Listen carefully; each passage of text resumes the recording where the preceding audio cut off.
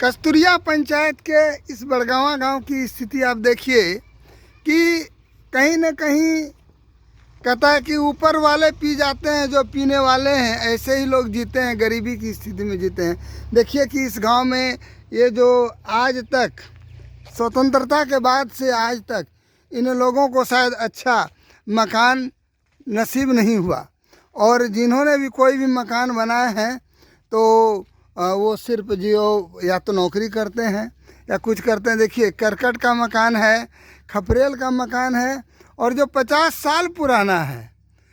सरकार की नीति कहीं ना कहीं इस क्षेत्र में पूरी तरह से फ्लॉप है, और क्योंकि लगता है कि इनकी कोई पहुंच नहीं है।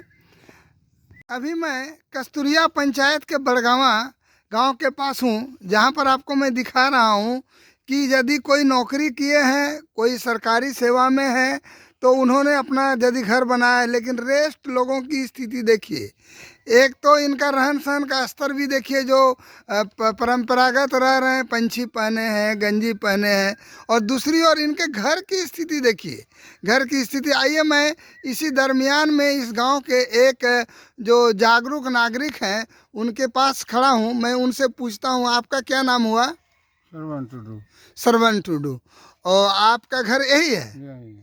तो ये बोलिए कि आज तक आप लोग ऐसे ही मकान में रहते हैं, सरकार ने क्या कुछ आपके लिए सोचा है? नहीं, हम कुछ अभी नहीं दौड़ धूप किए हैं। दौड़ धूप करने के बाद क्या हुआ? नहीं, अभी अभी बीमार है, हम अभी नहीं करते, अब नौकरी भी नहीं करते हैं, खेती करते, दो तो लड़का बस इतने ही हैं। तो सरकार के द्वारा घर उर बनाने के लिए कुछ नहीं मिला? नहीं नहीं, अब प्रयास करने के बाद भी कुछ नहीं हो रहा है? नहीं, हमें। ओ चलिए, और आपकी तबीयत खराब है? हाँ, तबीयत खराब। और सरकार के द्वारा इलाज वगैरह कोई व्यवस्था? हाँ, सरकार जा रहे हैं, गोड्डा भी, सरकार खोखी वगैरह, खून वगैरह जाँच हो रहा है।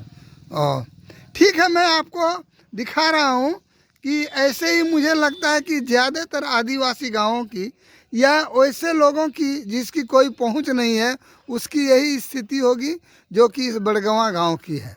ठीक है, धन्यवाद। मैं खड़ा हूँ बोहा आदर्श पंचायत के फलसुंदिया गांव में। ये स्वर्गीय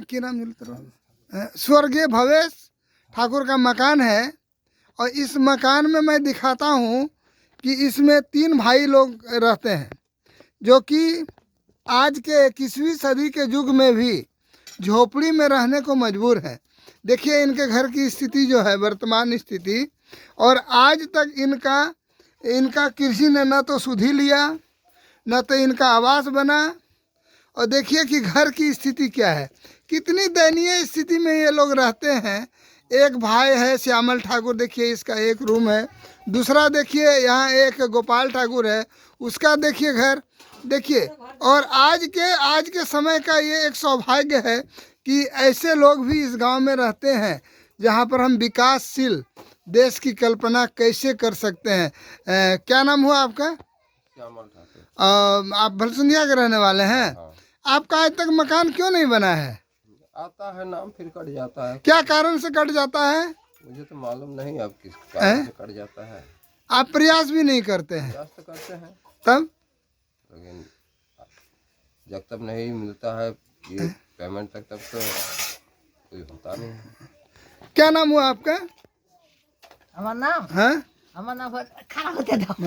আমার নাম হলো रेखा देवी, रेखा मौसमात। अच्छा, रेखा मौसमात जी, आप बताइए आपका मकान क्यों नहीं बन रहा है? गरीब माने एक बाप 5-4 बेटा पढ़ाई নিয়ে তালিম করে দিল, তবে আরো কি করো, ও বুড়া গুজরাই গেল, তবে কি तो করো, कैसा लगता है इस घर में रहने में? बहुत तकलीफ। बहुत तकलीफ। हाँ। आप सरकार से कुछ बोलना चाहेंगे कि हमारा मकान हो? সরকারকে বলেছি গায়ে যদি কোনো কিছু লাগে তো ওরাই বরবাদি করে দিছে। वो लोग बर्बाद कर देता है गांव का आदमी। क्यों बर्बाद करता है? করতে হাত দুশ্মনী করে নিয়ে। दुश्मनी करके। হ্যাঁ। हाँ। মানে কিছু একটু শিক্ষিত করে দিছি, ওই হিসাবেই দিছে बर्बाद করে। देखिए आपको दिखाते हैं कि इनका जो किचन रूम दिखाते हैं, और इस घर में खाना खाने के लिए हमारे पदाधिकारी और हमारी हेमंत सरकार भी बहुत लालायित होगी कि ऐसे घरों में हम खाना खाएं, और उनको हेमंत सरकार को एक बार ऐसे घरों में भी आना चाहिए। और नरेंद्र मोदी की सरकार को भी सोचना चाहिए कि जहां पर माननीय श्री निशिकांत दुबे जी सांसद हैं, उनके संसदीय क्षेत्र में भी जो विकास की गंगा बह रही है, लेकिन ऐसे भी घर हैं जहाँ पर देखिए कि खाना कैसे बन रहा है, इनका रहने का रूम कैसा है, इनका घर का बनावट कैसा है। चलिए, धन्यवाद।